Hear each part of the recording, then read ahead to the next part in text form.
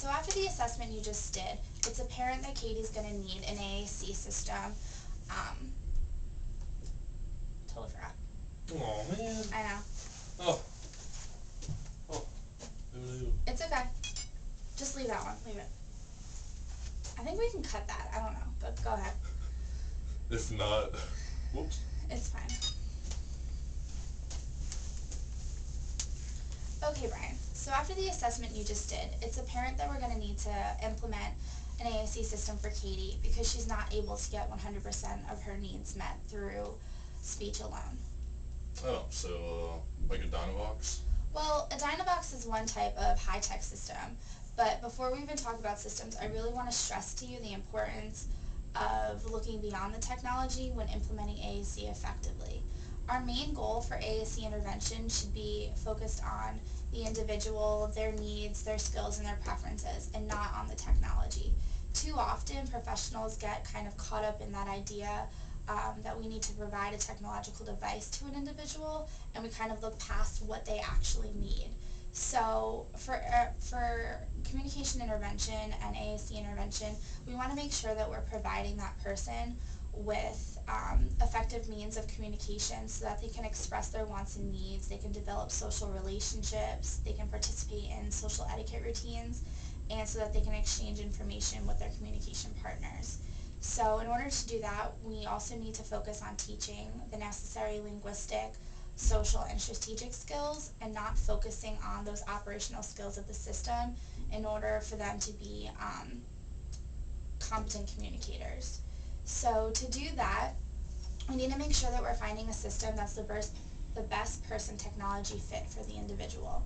And typically professionals and speech therapists will kind of implement systems that they're familiar with, stuff that is very popular or they might have seen someone else do or something that's highly advertised, and that is just not an appropriate way to provide AAC intervention. What we need to do is we need to focus on that individual and their skills. We need to consider their environments, and we need to really figure out what type of system is going to be best for them. So we want to look at what kind of language representation they're going to need on that system, or what type of display they're going to need for their system. So once we figure all of that out, then we can determine the best person technology fit for them. If we don't have a good person technology fit, then the individual is more likely to abandon their system and possibly AAC use in general, and that would just have a negative effect on their communication development because they won't have access to appropriate means of communication.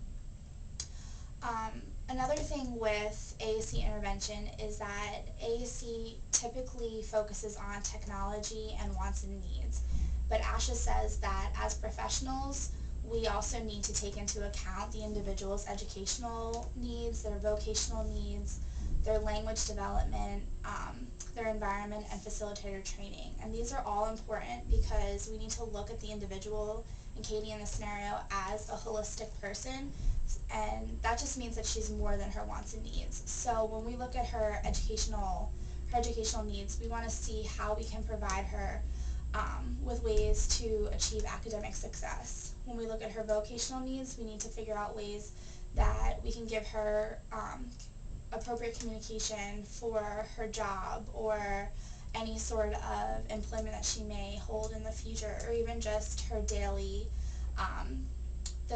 her daily tasks.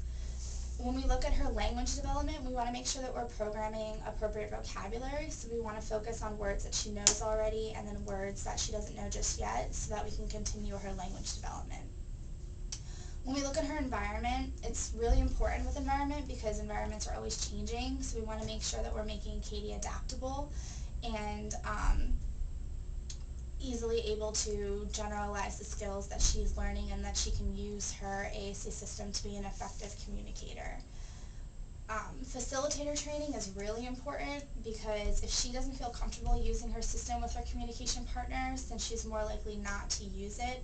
So by training her communication partners in the system, that'll give her the confidence to use her AAC system with a variety of communication partners. So we want to make sure that we're giving her communication partners the skills and the skills necessary so that they can continue her AAC intervention at home. Another thing that's really important about AAC intervention is that communication